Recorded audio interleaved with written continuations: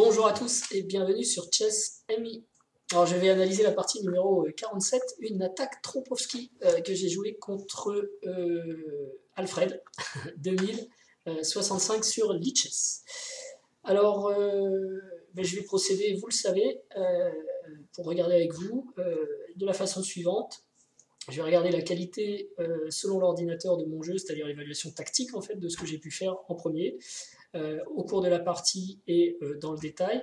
Ensuite, je regarderai l'ouverture assez rapidement parce que c'est une nouvelle ouverture pour moi, donc je veux voir si je la joue correctement. Et enfin, je parcourrai rapidement la partie. Je dis bien rapidement parce que de toute façon, vous avez tous les commentaires et toute l'analyse de la partie dans le live 47. Simplement, je vais m'atteler à regarder les erreurs que j'ai faites et essayer de comprendre pourquoi je les ai faites et à quel moment et comment y remédier. Alors tout de suite, la tactique, il faut demander une analyse automatique. Alors, miracle de la technologie, ça va se faire instantanément. Tadam! Donc voilà, c'est exceptionnel. Et qu'est-ce qu'on voit ici? Je vous dirais l'image d'une partie catastrophique de la part des Blancs. Et de la part des Noirs aussi, quoi. Une mauvaise partie en fait, hein. Je pensais que c'était bien, mais c'est pas génial. Pourquoi je dis ça? Bon, allez, on va être honnête, sur la phase d'ouverture, petit avantage, apparemment j'ai joué correctement l'ouverture, ça va, je sors pas mal.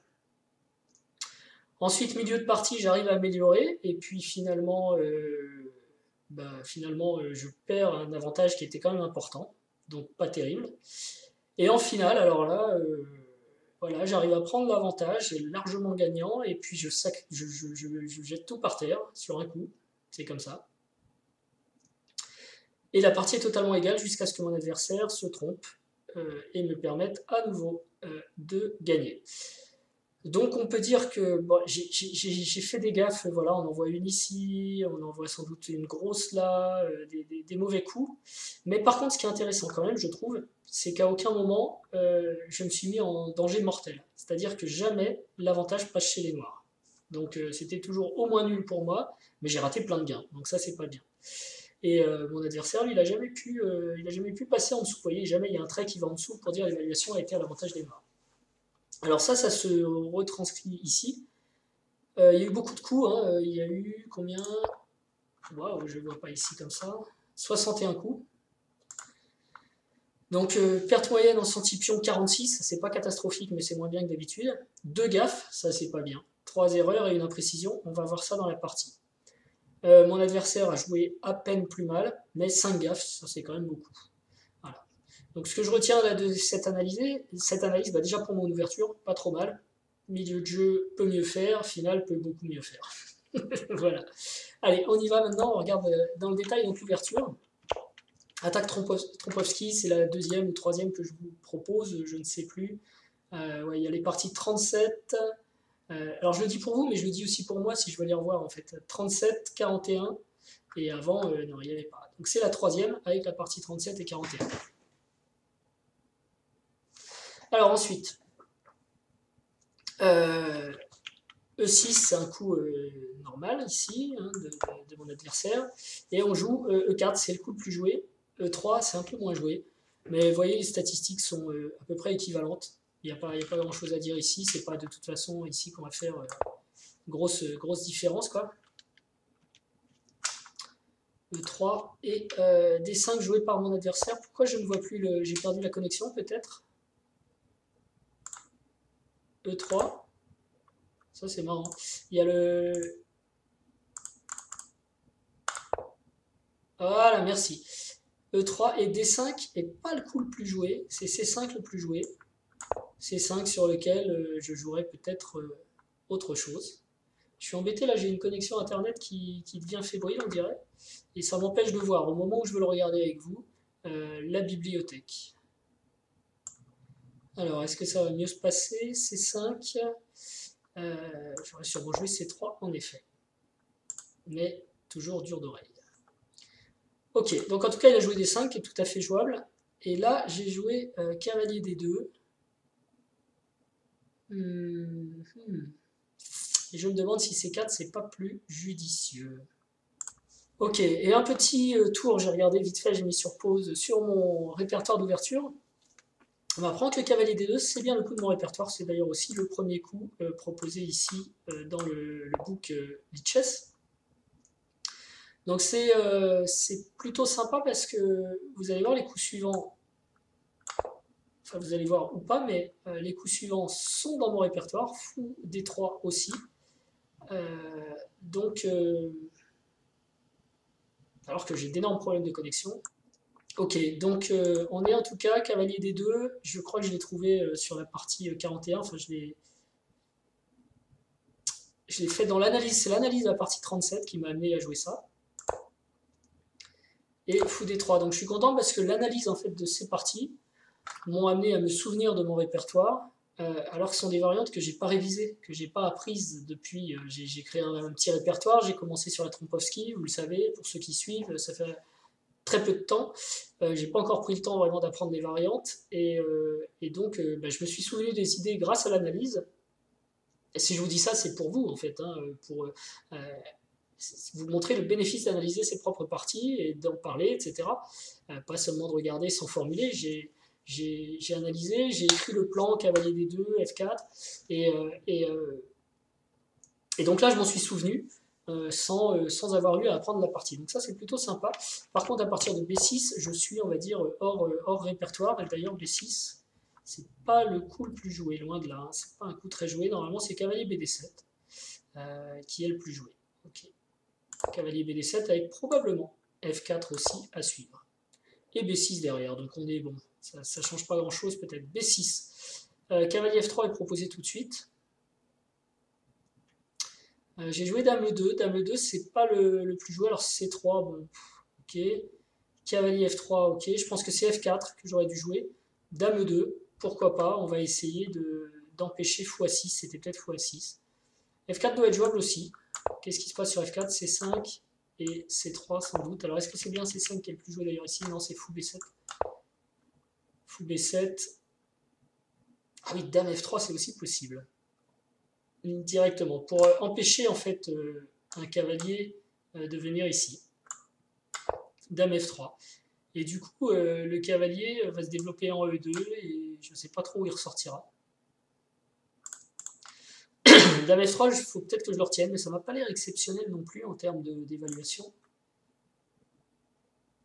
Cavalier F3 paraît plus logique. Du coup, c'est ça l'inconvénient.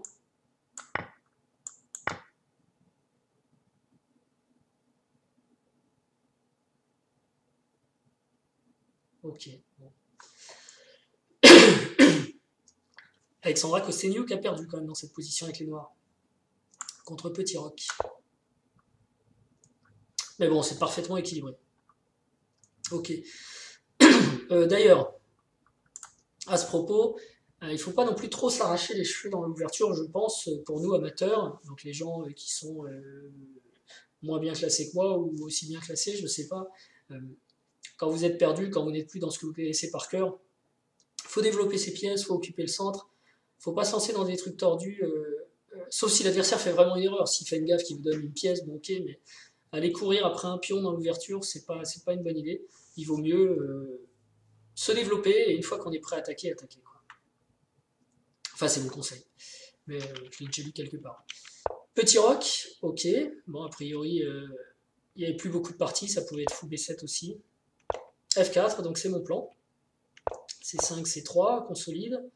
Et C4, vous voyez, l'ordi n'aime pas beaucoup C4, c'est ce que je vous ai dit dans la partie. Il faut peut-être garder la tension au centre, ça peut servir, alors que quand il n'y a plus de tension au centre, les noirs laissent la main aux blancs, en fait, pour faire ce qu'ils veulent à l'aile droite, quoi, hein, puisqu'il n'y a plus trop de percées possibles au centre. H6. Donc là, j'ai pas trop hésité, je suis content. Je crois que dans une des autres parties, il faudra que je vérifie, peut-être la 41, j'ai joué avec fou H4 sur H6. Mais après tout, le fou est venu ici, il faut qu'il aille au bout de son idée, quoi. Il faut qu'il accomplisse son destin. Voilà. Ok, c'est un fou qui se donne, je donne la paire de fous, mais enfin, c'est quand même pas le meilleur fou du monde, après cette structure en place, qui plus est bloquée par les noirs. Donc ce fou, voilà, se sacrifie, entre guillemets. La paire de fous est sacrifiée, mais contrepartie, il y a ça qui est pas terrible. Et on peut considérer que mon cavalier est déjà meilleur que ce fou-là. Cavalier C6, alors là j'ai hésité effectivement à jouer cavalier E5 tout de suite, mais j'ai voulu finir mon développement, j'ai hésité aussi avec Grand Rock, ça j'y crois pas du tout.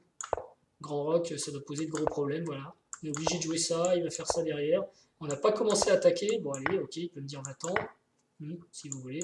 Et en plus, il vient en remettre une couche. Ça va être très très dur pour les blancs ici. Donc pas de grand roc, surtout pas. L'autre possibilité, donc c'était cavalier E5, j'ai préféré petit roc. Ah oui, j'ai regardé G4 aussi.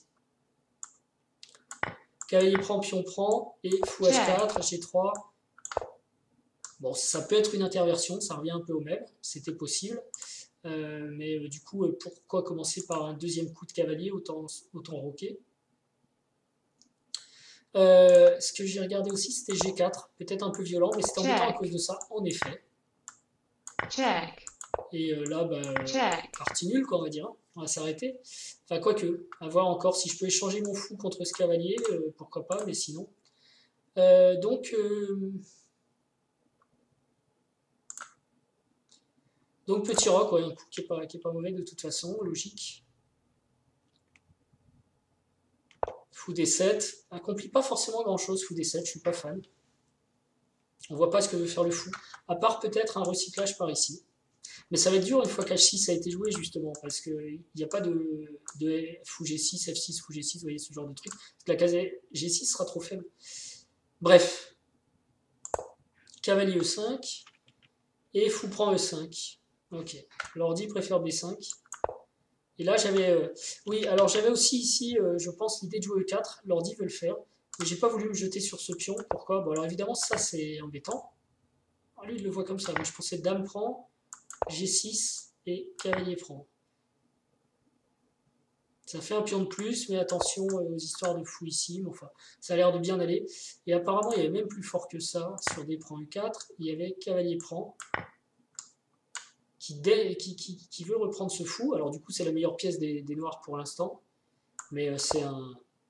Et qui reprend avec la dame. Ok. Ouais, meilleur positionnement quand même au centre, je suis d'accord. Plus actif. Mais évidemment, D prend E4 eût été un mauvais coup. Vous avez vu, je parle bien. Il y a plusieurs possibilités. L'ordinateur propose tout de suite G6. Et quand même, les blancs ont pris l'avantage. Hein.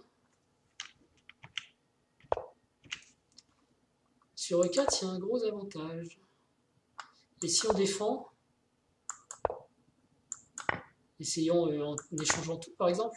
Ah oui, il y a un petit problème de masse de pions là. Ouais, en effet, avec cavalier ici, enfin peut-être pas puisque fou G4, mais bon non, vous voyez, il est retombé à 0,9. Enfin bon, c'était vraiment une bonne possibilité.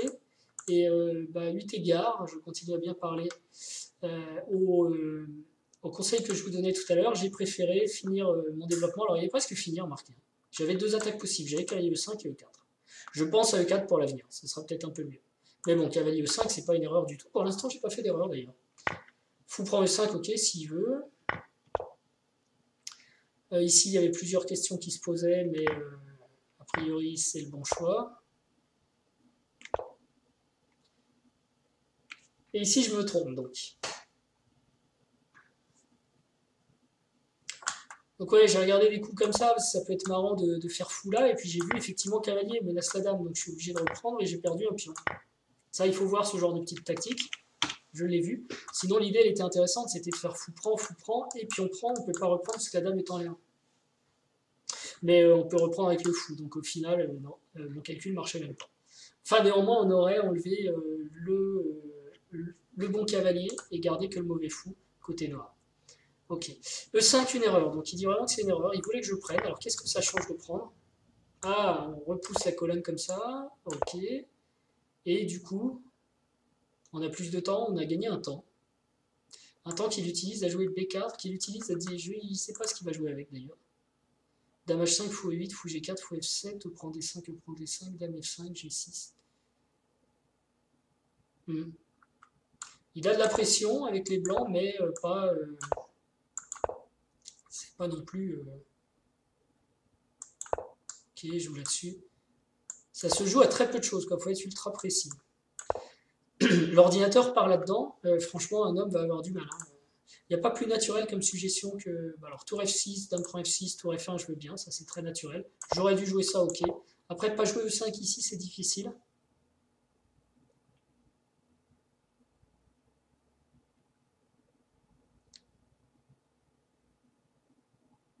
Peut-être dame F3. Ah bah non, on échange tout, ça va pas. Dame H5, je vois pas aussi l'idée de dame H5, c'est ça qui m'embête.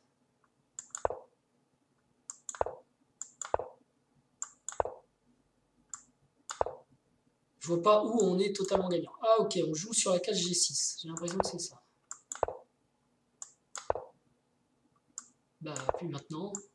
Je suis en train de suivre l'ordi parce que voilà, il dit qu'il y a un super avantage que les blancs ont un pion, presque 2 pions de plus. Mais moi, visuellement, je vois pas les 2 pions de plus des blancs, quoi. C'est ça qui me gêne. Je pense qu'il calcule trop loin. Ok. Bon, et donc, à cause de ça, il dit que le 5 c'est une erreur, mais franchement, ok, c'est une erreur parce que là, je pars dans la nulle. Et je pourrais garder tour prend F6, dame prend F6, tour F1, puis essayer de jouer un peu. Ok. Alors que là, bon, on est sur un truc qui est quasiment totalement nul. Donc c'est la première fois que je gâche voilà, mon avantage ici. Sauf que l'avantage pour le maintenir, vous avez vu la suite proposée par l'ordinateur, il fallait un tout petit peu être cybernétique. Tour F8. Mais c'est vrai que j'ai eu la sensation, remarquez, je suis quand même content de mon jugement, parce que quand j'ai joué le 5, j'ai dit tour prend, et puis ce sera égal. J'ai un petit plus, mais pas grand-chose, et c'est exactement ça en fait, 0,4. Donc j'ai bien senti que je laissais échapper quelque chose, mais j'ai pas trouvé la suite, et je me dis que là, elle est vraiment hors de ma portée. Check. Bon, après, pas d'erreur non plus, donc il y a la partie qui, je ne vais pas faire trop long, hein. Et G4. G4 embêtant parce qu'il va effectivement fixer ses pions sur case blanche et je suis très content d'avoir vu H4. Enfin G5 pardon. G5 et je suis très content d'avoir vu H4. Donc il aurait dû prendre avec une suite qui n'était pas forcément facile, hein. Là on est pas mal. Mais bon, très léger avantage blanc. Par contre quand il joue ça, je reprends d'après l'ordi un avantage d'un pion. Alors moi j'ai joué roi, cavalier H2 et après il fera F1, G3. L'ordi s'embête pas avec ça, il dit de toute façon ça va être obligé de défendre d'une façon ou d'une autre et je pense qu'il veut revenir en F4, ce qui est une super case pour lui, le plus vite possible. Donc pas bête. Je vais regarder sa proposition, cavalier F1. Peut-être il aurait joué ça. Non, il peut pas jouer cavalier F5 parce que je vais avoir un pion passé soutenu. H5 pourquoi pas. Et le cavalier saute tout de suite sur sa super case. Ah ouais. Ouais, c'était très très bien ça. Ok. Donc, bon, cavalier H2, c'est pas une faute hein, en même temps. C'est moins bien. Roi E3, c'est une faute. H5, alors c'est pas maintenant. Cavalier F1, ok, meilleur coup. Roi E8, cavalier G3, roi G7. Et d'après lui, encore une fois, il faut que je vienne tout de suite sur cette case. Oui, parce que j'ai eu peur de lâcher la case F5 en fait. En jouant cavalier E2, voilà. J'avais peur d'un truc comme fou G6, fou prend et cavalier vient là, mais d'abord c'est à moi de jouer. Check. Ouais. Ce genre de variante avec le roi qui rentre, ça me faisait un peu peur, mais en fait Check. c'était pas si dangereux. Je sais pas, a priori ça ne l'est pas du tout grâce à ce pion là. Okay. Donc là j'ai pas vu ça, je sais plus très bien combien de temps j'avais, apparemment 5 minutes, donc ça commençait à être un peu tendu mais ça allait. Et roi E3 qui jette le gain. À cause d'A6. C'est fort quand même. Hein. A6, pourquoi il veut que je revienne en F2, donc là, excusez-moi, mais ça m'échappe.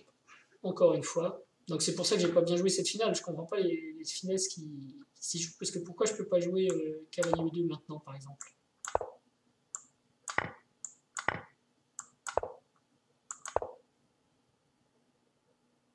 Ok. Ah, c'est pas bien ça. Ah non, on prend et c'est nul. Ok, bon, soit. Fou G6 qui me paraissait très fort et pas un si bon coup finalement. Ah oui, alors je comprends mieux A6 maintenant. A6, B5 et il n'y a plus de fou, A4. Effectivement, il aurait dû faire ça. Roi H6. Et là, toujours roi F2. Mais quelle est l'idée de roi F2?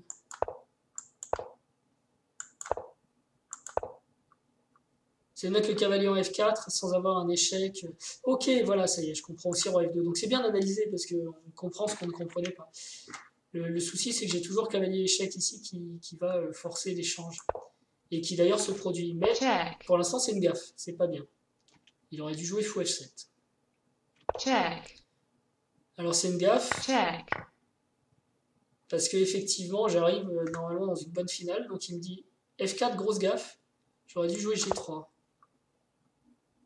G3, on va mettre 3 G7 pour voir. Et maintenant on monte, il revient. Et je pense qu'on va arriver sur le zigzag dont je parlais. Voilà, il est obligé de donner un pion. Ok. Ouais, j'ai complètement raté ce zigzag. Donc je joue en roi F4 tout de suite. Ça doit être gagnant aussi. Mais il faut qu'il pousse lui-même G3. Ouais, il faut qu'il sacrifie un pion pour éviter de se retrouver dans cette situation de zigzag parce qu'il va pouvoir mettre son fou en G4 et tenir ses deux pions. Et là, par contre, il peut me dire bon courage. Ok, pion sur case noire, je remonte. Fou ici. Et maintenant, comment je vais passer avec les noirs, quoi. Avec les blancs, pardon. Parce qu'en gros, il va jouer que roi G7, roi H6, et difficile de gagner, quoi. J'ai l'avantage, mais difficile de gagner. J'ai un pion de plus, mais dur de passer. Il peut même jouer fou ici, selon les circonstances.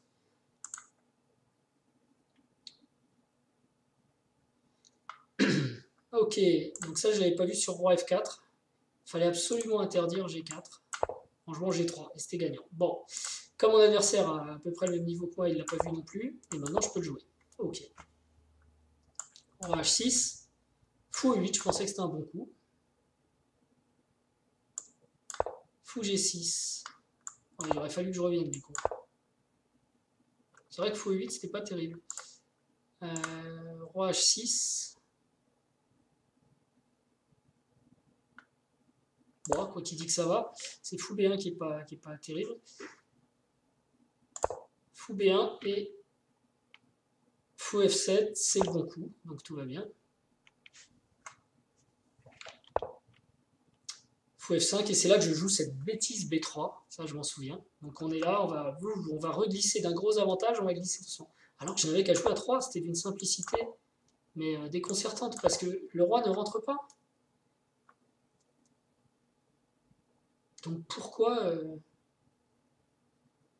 je ne l'ai pas joué, quoi. S'il vient là, je gagne le pion, ok.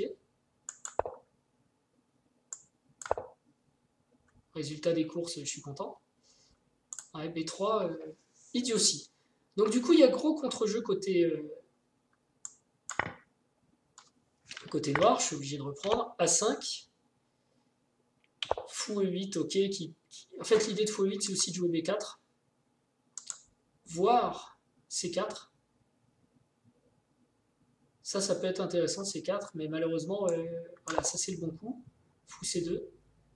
Et alors l'ordi est joué, l'ordi, voilà. On va regarder ça. Parce que moi, je voyais pas comment mon fou repassait pour arrêter le pion ensuite. 1.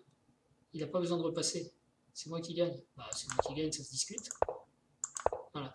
Et ça, c'est typiquement ce dans quoi je voulais pas arriver, parce que difficile de calculer. Apparemment, les blancs sont totalement gagnants, mais merci, monsieur l'ordinateur.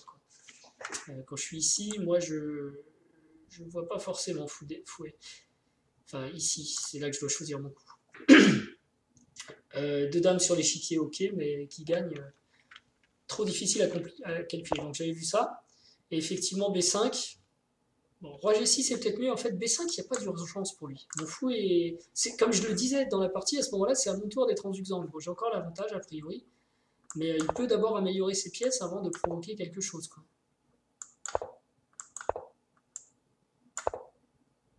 Ok. Et a priori, ça va bien se passer. D'accord. B5, c'est peut-être un peu prématuré. Fou prend. D'accord.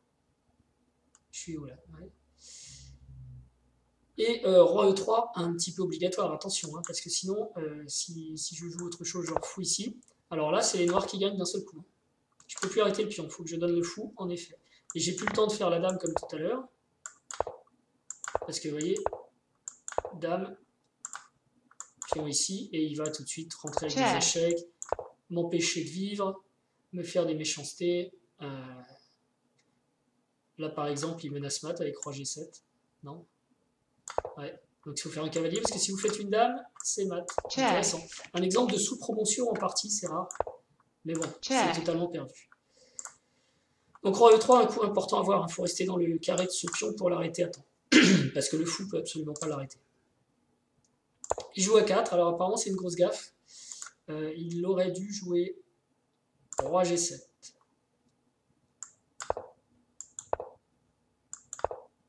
Le plan qu'il a mené ensuite d'ailleurs de rapprocher le roi.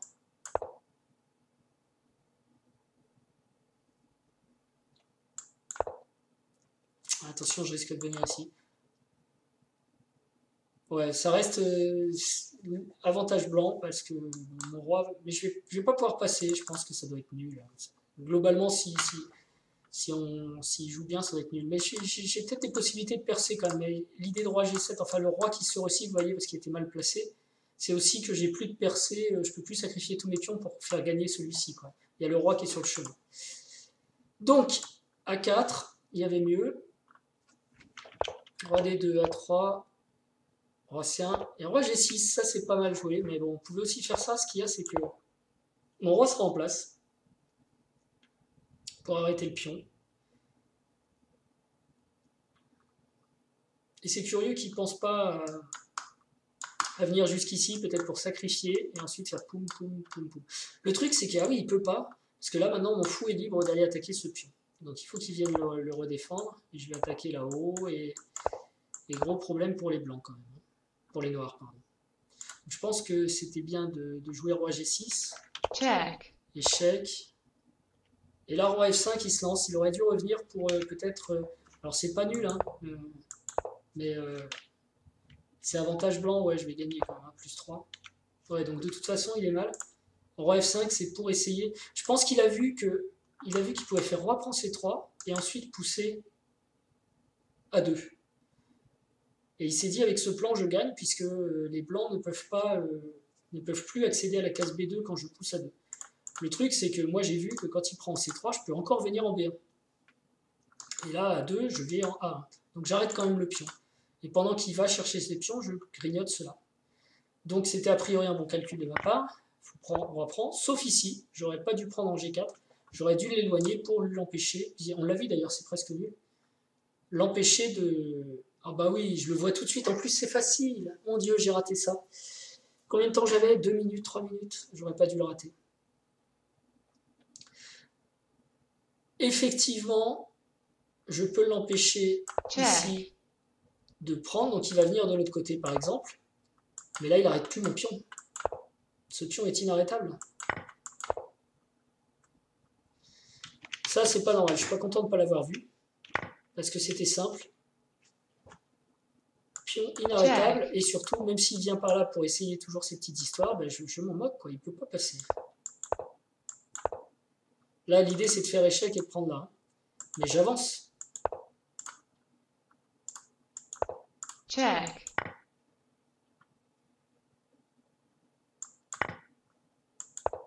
Ah, il n'a jamais le temps de faire quoi que ce soit. Oh là là, ça c'était effectivement totalement gagné. Donc fou prend G4, c'est ma grosse gaffe de finale, voilà. Et à partir de là, c'est nul. Ok, mais c'est fou ça. C'était facile. Hein. En fait, j'avais calculé cette variante ici avec le roi qui arrivait en A1, quand il prenait en C3, comme je viens de vous dire. Et donc du coup, quand je suis rentré dans la variante, j'ai pas regardé l'autre possibilité. J'ai bien vu que je pouvais faire échec, mais j'avais du brouillard dans les yeux là, et j'ai pas vu à quel point c'était fort. Et je suis resté en me disant, de toute façon, cette variante marche, autant que je prenne le maximum de pions, si ça se passe mal, je pourrais toujours faire nul. Mais il y a mieux que si ça se passe mal, je pourrais faire nul. Si ça se passe bien, je gagne. et là, ça se passe bien, quoi. Donc j'aurais vraiment dû considérer cet échec. Bon, je suis pas content de cette faute. Mais voilà, on fait des fautes aux échecs aussi. Hein. Tout le temps, tout le temps, tout le temps. Donc là, j'ai hésité à pousser, mais j'y ai pas trop cru. À cause de fou, ça c'est obligé. Check. Obligé. Là, hop, et là, non, pas comme ça. Là, il prend. Et là, il m'arrête. Voilà. Et ça, je l'avais entrevu. Je ne l'ai pas calculé, mais j'avais entrevu que le fou arrivant là, peut-être je récupère espion, mais je vais nulle part. Quoi. Et ça doit être totalement nul parce que bah, je vais prendre ce pion, il va prendre celui-là. Même si je joue ça pour pousser ici, il y aura une interception avec une prise de ce pion-là. Enfin, c'est dangereux. Donc c'est nul, nul, nul. Fou prend E6, roi prend C3, je suis obligé de venir en B2, en B1, parce que sinon, par contre, au coup d'après, il joue à 1, à 2, à 3, à 2, et c'est perdu pour moi, je pense qu'il ne l'avait pas vu, donc il prend là. Et si je peux pousser, c'est nul, mais ça aussi, ça doit être nul. L'idée, c'est ça. Et il y a un coup que j'aime bien, c'est ça. Hein.